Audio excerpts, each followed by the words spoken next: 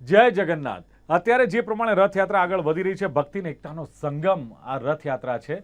અને જગતનો નાથ જ્યારે નગરચર્યાએ નીકળ્યો છે, ભક્તોને દર્શન આપવા નીકળ્યો છે, ત્યારે એવું કહેવાય છે કે જે ભક્તો અથવા જે લોકો આમાં જો સહભાગી થતા હોય, જરૂરી નથી કે તમે રથયાત્રામાં જ ભાગ લો. ટીવી સ્ક્રીન પર પણ તમે જો એ રથયાત્રાના દર્શન કરો છો, એ ભગવાન કૃષ્ણના કે બલભદ્રના કે બેન સુભદ્રાના દર્શન કરો છો, તો એવું કહેવાય છે કે તમારું જીવન ધન્ય થઈ ગયું. ને આપ જાણો છો કે આપણા ભારતની સંસ્કૃતિમાં ધાર્મિક તહેવારો હોય છે અને ધાર્મિક તહેવારોનું એક આગવું મહત્વ હોય છે. એ જ રીતે અમદાવાદમાં જે ભવ્યાતિ ભવ્ય 148મી રથયાત્રા નીકળી છે, એનું મહત્વ પણ એટલું જ છે. અને પરંપરાગત આ રથયાત્રાનું મહત્વ ખૂબ છે. તમને ખબર છે કે આ રથયાત્રાની લોકો રાહ જોઈ રહ્યા હોય છે.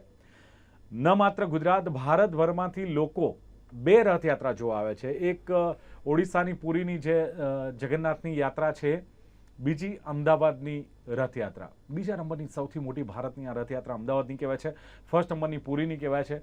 પણ બંને રથયાત્રાનું એટલું જ મહત્વ છે અને માત્ર ધાર્મિક નહીં, સામાજિક અને સાંસ્કૃતિક રૂપે પણ એટલું જ મહત્વ છે. શ્રદ્ધા, ભક્તિ અને સંસ્કૃતિનો ભવ્ય ઉત્સવ એટલે કહેવાય છે કે રથયાત્રા. અને ખાસ ભગવાન જગન્નાથની 148મી રથયાત્રાને લઈને લોકોમાં ઉત્સાહ જેવો જોવા મળ્યો.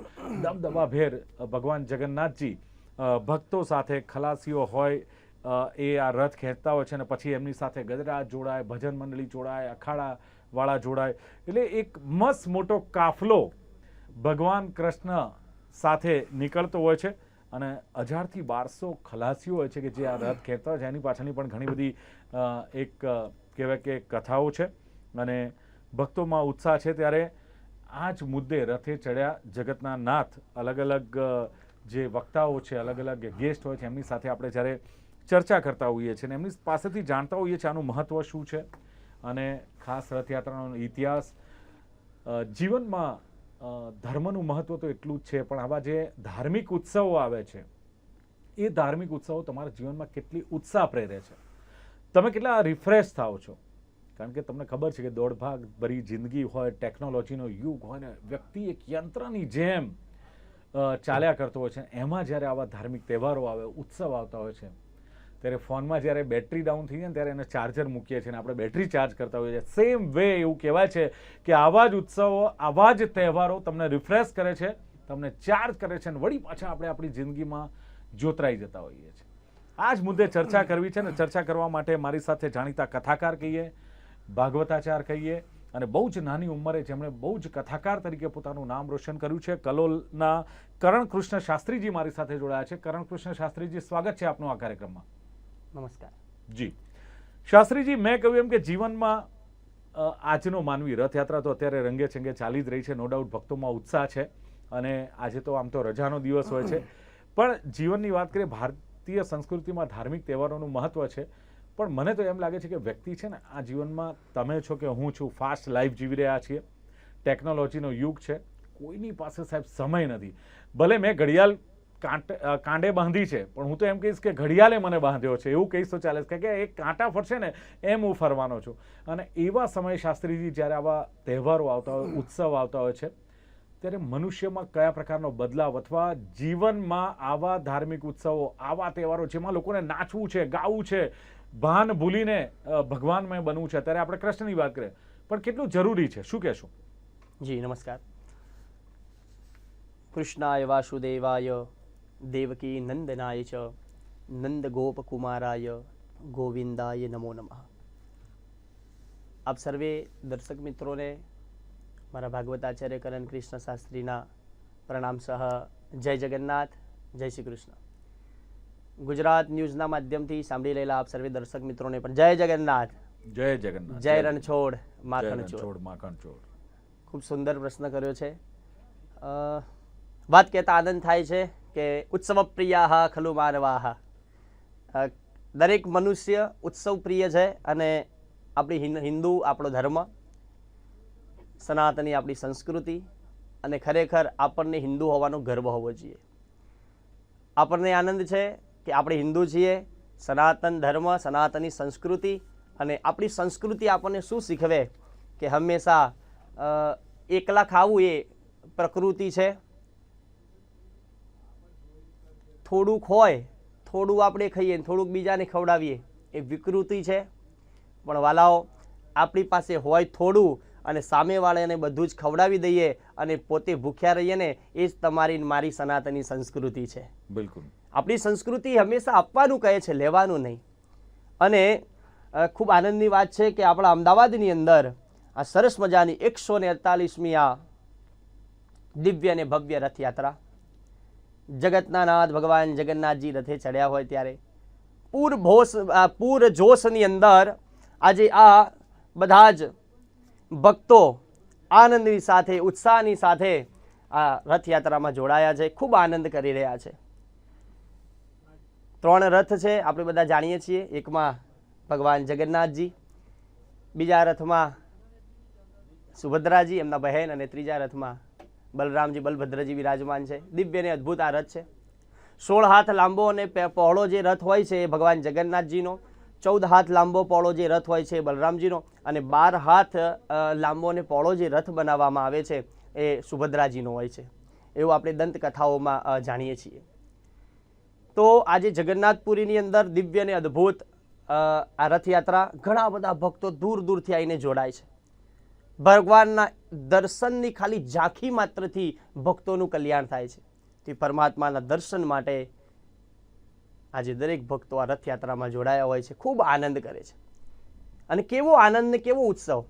સૌથી મોટી રથયાત્રા જગન્નાથપુરી ઓડિશામાં, બીજા નંબરની અંદર આપણા અમદાવાદની અંદર કર્ણાવતીની અંદર આજે રથયાત્રા. જગન્નાથ ભગવાન આજે મામાના ઘરે પધારતા હોય, ભાણિયાઓને આનંદ હોય કે અમે મામાના ત્યાં જઈએ, ત્યાં રહીએ, આનંદ કરીએ. ભગવાનના પ્રસાદની વાત કરીએ તો ભગવાનને અહીંયા આજે મગની પ્રસાદી, ભગવાનને જાંબુ અર્પણ કરવામાં આવે છે. એ પ્રસાદીનો પણ મહિમા બતાવ્યો છે.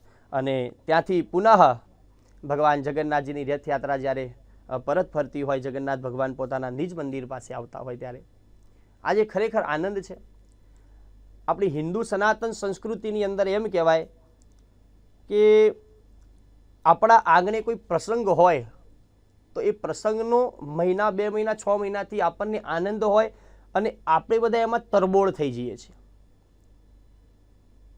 એ પ્રસંગનો આપણને આનંદ હોય છે. તો આપણા ઘર આંગણે એ પ્રસંગ હોય ને આપણે આનંદિત હોઈએ છીએ, તો આ તો વાલાઓ આખા જગતનો ઈશ જગદીશ, જગતનો નાથ જગન્નાથ ભગવાનનો પ્રસંગ હોય અને ત્યારે આપણને કેવો આનંદ ને ઉત્સાહ હોવો જોઈએ. જેવો ઘરનો એ પ્રસંગ હોય ને આપણે આનંદિત હોઈએ, એવો જ પ્રસંગ આજે આ ભગવાન જગન્નાથજીનો છે. અને ઘણા બધા ભક્તો આજે આનંદથી આ રથયાત્રામાં જોડાયા છે. ભગવાનને એ જ પ્રાર્થના કરીએ, જેટલા બધા ભક્તો આ રથયાત્રામાં જોડાયા છે, ઘરે બેઠા ઘણા ભક્તો દર્શન કરી રહ્યા છે, એ બધાયનું ભગવાન જગન્નાથજી કલ્યાણ કરે. બધા ભક્તો ઉપર ભગવાન હંમેશા રાજી રહે અને એમની મનની ઈચ્છાઓ પૂર્ણ કરે. કરણ કૃષ્ણ શાસ્ત્રી, જે પ્રમાણે રથયાત્રાની વાત કરી, આપે કહ્યું કે ઘણા લોકો રથયાત્રામાં ભાગ લેતા હોય છે, ઘણા લોકો ટીવી સ્ક્રીન પર પણ રથયાત્રા નિહાળતા હોય છે. પણ એવું એક કહેવાય છે કે તમે જો રથયાત્રામાં ભાગ લો છો અથવા રથયાત્રામાં જાઓ છો અથવા ભગવાનના દર્શન કરો છો, ભગવાન દર્શન આપવા નીકળ્યા છે, પણ એક ભક્ત તરીકે તમે જો એટલા જ પ્રેમથી એને આવકારો છો અથવા એમને દર્શન કરો છો, તો તમારા જીવનમાં કહે છે કે જો કોઈ દુઃખ હોય, કોઈ પીડા હોય, કદાચ કોઈ સંકટ હોય, તો આ દુઃખ, આ સંકટ, આ પીડા બધું જ ભગવાન હરી લેતો હોય છે અને તમારી મનોકામના પૂર્ણ થતી હોય છે. આમાં કેટલો વિશ્વાસ કે પછી કેટલી શ્રદ્ધા લોકોની હોય છે કે જેને લઈને લોકો પોતાની મનોકામના પણ હોય છે કે જો આ વખતે મારું આ કામ થયું તો આવતી રથયાત્રાએ હું આ પ્રમાણે ભગવાનને આ અર્પણ કરીશ, કે બાધાને માનતા રાખતા હોય છે. તો કેટલું મહત્વ આ રથયાત્રાનું કહી શકાય અને શું પ્રાપ્ત થાય છે ભક્તોને આને લઈને? જી, ખૂબ સુંદર. રથયાત્રામાં આવવાથી ઘણા બધા ભક્તો સંકલ્પ કરતા હોય, બાધાઓ માનતા હોય કે અમારી આ ઈચ્છા પૂર્ણ થશે તો અમે જગન્નાથ ભગવાનના દર્શન કરવા માટે જશું, રથયાત્રામાં જોડાઈશું અને ઘણા બધા ભક્તોને પ્રસાદ અર્પણ કરીશું. આજે આપણે જોઈએ છીએ કે ઘણા બધા ભક્તોને પ્રસાદી અર્પણ કરવામાં આવે છે. આ એક પુણ્યનું ભાથું ભેગું કરવાનું, આ કર્મની વાત છે, પુણ્યનું ભાથું ભેગું કરવાની વાત છે. તો આ વિષય ઉપર ખૂબ સુંદર એક વાત યાદ આવે છે કે જગન્નાથ ભગવાનના દર્શનથી જગન્નાથ ભગવાનના આશીર્વાદ કેવા હોય અને એમના દર્શન થકી આપણને શું મળે છે. જી, એક સમયની વાત, એક ભક્ત હતા. એ ભક્ત હંમેશા માટે જય જગન્નાથ નામના જપ કરતા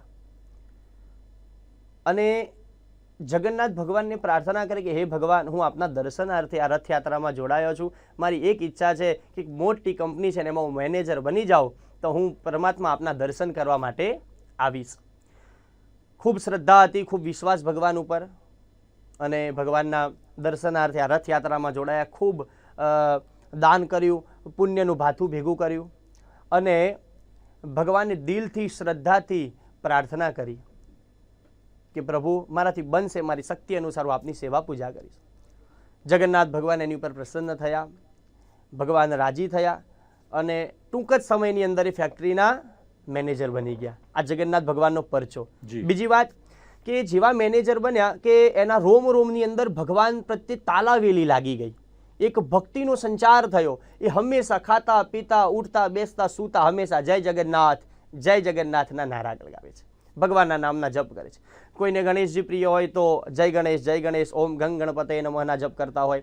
કોઈને ભગવાન કૃષ્ણ વાલા હોય તો ઓમ નમો ભગવતે વાસુદેવાયના જપ કરતા હોય. કોઈને મહાદેવજી વાલા હોય, ઈષ્ટદેવ હોય તો ઓમ નમઃ શિવાયના જપ. એના એમ હંમેશાને માટે જય જગન્નાથના જપ કરે છે.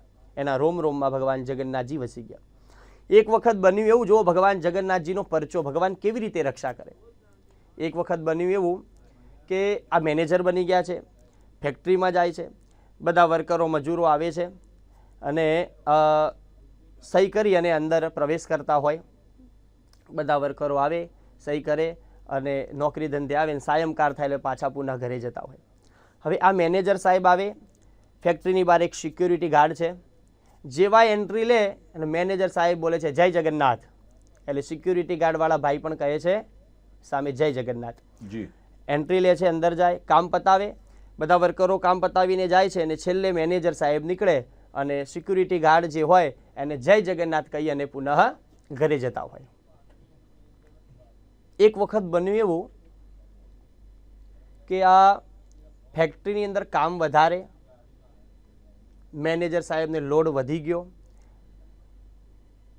બધા જ વર્કરો આવ્યા, કામ કરીને સાયંકાલે ઘરે જાય છે અને બધા ઘરે ગયા અને મેનેજર સાહેબને કામ વધારે હોવાથી થોડો વિલંબ થયો અને સિક્યુરિટી ગાર્ડે પણ લોક મારીને ઘરે જાય છે. અડધે રસ્તે પહોંચ્યા અને મેનેજર સાહેબ અંદર રહી ગયા હતા અને ત્યાં ભીષણ આગ લાગે છે. અને જેવી ભીષણ આગ લાગી અને મેનેજર સાહેબ જોવે કોઈ બચાવવાળું છે નહીં, બૂમો પાડે છે મને કોઈ બચાવો, મને કોઈ બચાવો, પણ કોણ બચાવે વાલાઓ. ત્યારે કોઈ હતું નહીં. અને થોડીક વાર થઈ અને આ સિક્યુરિટી ગાર્ડને ખબર પડી કે દરરોજ મેનેજર સાહેબ જાય છે જય જગન્નાથ બોલી અને આજે એ મેનેજર સાહેબ બહાર આવ્યા નથી. અને ત્યાં તો સિક્યુરિટી ગાર્ડ પુનઃ પાછા આવે છે અને લોક ખોલે છે અને જોવે અને અંદરથી આજે જગન્નાથ ભગવાનની આ કૃપા તો જુઓ સાહેબ, ભગવાનની કેવી અસીમ કૃપા, એ કેવા દયાળુ છે ભગવાન જગન્નાથ. શ્રદ્ધા અને વિશ્વાસ હોવી જોઈએ. સિક્યુરિટી આવી, સિક્યુરિટી ગાર્ડે આજે લોક ખોલી અને આજે આ મેનેજર સાહેબને બચાવે છે. કારણ કે જેવા મેનેજર સાહેબના રોમ રોમની અંદર જગન્નાથ ભગવાન વસી ગયા અને આવતા અને જતા જય જગન્નાથ બોલતા, એ રીતે સિક્યુરિટી ગાર્ડ પણ હંમેશા માટે જય જગન્નાથના જપ કરવા લાગ્યા. અને એને ખબર પડી કે મારો જગન્નાથ તો હજી અંદર છે, બહાર આવ્યા નથી, અને જઈને બચાવે છે. અને ત્યારે મેનેજર સાહેબ બચી ગયા અને ભગવાનનો શુક્રિયા અદા કરે છે કે પ્રભુ આપની કૃપાથી આજે હું બચી ગયો. તો આ જગન્નાથ ભગવાનની કૃપા છે. બિલકુલ. પણ શાસ્ત્રીજી, એક સવાલ એ છે કે આપણો જે ધર્મ છે, આપણી જે સંસ્કૃતિ છે, પરંપરા છે, વર્ષોથી ચાલી આવે છે, વર્ષોથી આપણે એને ફોલો કરતા હોઈએ છીએ અને પેઢી દર પેઢી આ બધું ચાલતું હોય. જેમ કે આ રથયાત્રાની વાત કરીએ તો લગભગ 148મી રથયાત્રા એટલે 150 વર્ષથી તો અમદાવાદમાં ચાલે છે. 400-500 વર્ષનો ઇતિહાસ આપણો અમદાવાદના જગન્નાથ મંદિરનો છે. શું લાગે છે સમયાંતરે ક્યાંક જે બદલાવ દરેક બાબતનો આવતો હોય છે એમાં આપણા જે ઉત્સવો, ધાર્મિક ઉત્સવો, અન્ય ઉત્સવો જે છે એમાં પણ સમયાંતરે બદલાવ આવતો જાય છે? જી, બદલાવની અંદર વાત એ છે કે દર વખતે આ રીતે આપણા ઉત્સવો થતા હોય છે. એ જ રીતે આ વર્ષે પણ, આ વખતે પણ જગન્નાથ ભગવાનનો દિવ્ય અને અદ્ભુત ઉત્સવ. ભગવાન મામાના ત્યાં જતા હોય, પુનઃ ભગવાનની નિજ મંદિરમાં સ્થાપના કરવામાં આવે છે. આપ જોઈ રહ્યા છીએ કે દર વખતે જે ભક્તો હોય છે હમ એ ભક્તો કરતાં આ વખતે આપણને એવું લાગે છે કદાચ સંખ્યા બમણી થઈ હોય, બિલકુલ બિલકુલ આવું આપણને આજે દેખાઈ રહ્યું છે હમ. કે ખરેખર ખૂબ આનંદથી આ બધા ભક્તો જોડાયા છે જી ભગવાનના દર્શન માટે. અને એટલું જ નહીં કે ખાલી અમદાવાદના, આજુબાજુના ગામડાઓમાંથી પણ ઘણા બધા ભક્તો ભગવાન જગન્નાથજીના દર્શન કરવા માટે પધારે છે. કારણ કે આપણે બધાને શ્રદ્ધા છે, વિશ્વાસ છે. પહેલાંના સમયમાં એવું હતું કે કદાચ ભક્તો ભગવાનથી થોડાક દૂર થયા હતા. જેમ આપણે પહેલાં વાત કરીએ એમ કે અત્યારનો ફાસ્ટ યુગ છે, મનુષ્ય પાસે સમય ખૂબ ઓછો છે, એટલે ફાસ્ટ યુગની અંદર માણસ પોતાના પરિવારનું ભરણ પોષણ કરવા માટે આજે ભાગી રહ્યો છે. સમય કોઈ પાસે છે નહીં. પણ જ્યારે કોરોના કાળ આવ્યો એટલે જ્યારે પરમાત્માને ખબર પડે કે કળિયુગના માણસને તનિક અહંકારને અભિમાન આવી રહ્યું છે, ત્યારે ભગવાન એક કોરોના કાળ જેવો કંઈક થોડોક અમથો નાનો એક સમય આપી દે કે એની અંદર મનુષ્યને ભાન પડે કે આપણે આ જગ્યાએ આવ્યા છીએ, આપણો જન્મ થયો છે, તો હંમેશા માટે આપણે રહેવાનું નથી. તો જાતસ્ય હિ ધ્રુવોર મૃત્યુ ધ્રુવમ જન્મ મૃતસ્ય છે. જેનો જન્મ છે એનું મૃત્યુ નિશ્ચિત છે. અને પરમાત્મા મનુષ્યને ભાન કરવા માટે કોરોના કાળ જેવો એક થોડોક સમય આપે છે. અને કોરોના કાળ પછી કળિયુગનો માણસ એટલે કે તમે હું આપણે બધા ખૂબ ભગવાનની ભક્તિમાં જોડાયા છીએ. અને અત્યારે તો ભક્તો ખૂબ ભાવથી ભગવાનને ભજે છે અને ખૂબ ઉત્સવ હોય છે. બિલકુલ. પણ શાસ્ત્રીજી એક વાત એ પણ છે કે ઘણી બધી જે કથાઓ આપણે સાંભળીએ છીએ ત્યારે એક તમે પણ કથાકાર છો, ભાગવતાચાર્ય છો, એટલે કથા કરતા હો છો. શું લાગે છે આજની યુવા પેઢીને ધર્મમાં કેટલો રસ છે? એવું કહેવાય છે કે કથા હોય ને એટલે મોટી ઉંમરના લોકો કે ઉંમરલાયક લોકો જ જતા હોય છે, એવું ક્યાંક જોવા મળે છે. શું એમાં કોઈ બદલાવ તમને જોવા મળે છે? અથવા અત્યારે કથા સાંભળવા માટે યુવા વર્ગ કેટલો તૈયાર છે? ધર્મ માટે કેટલો તૈયાર છે? આવા તહેવારો માટે કેટલો તૈયાર છે? જી, ખૂબ સુંદર પ્રશ્ન. પહેલાંના સમયની અંદર એવું હતું કે જ્યારે પણ કથાઓ હોય ત્યારે ખરેખર ખૂબ આનંદની વાત છે અને આ પ્રશ્ન ખૂબ સરાહનીય છે કે વૃદ્ધ લોકો કથામાં જોડાતા હતા.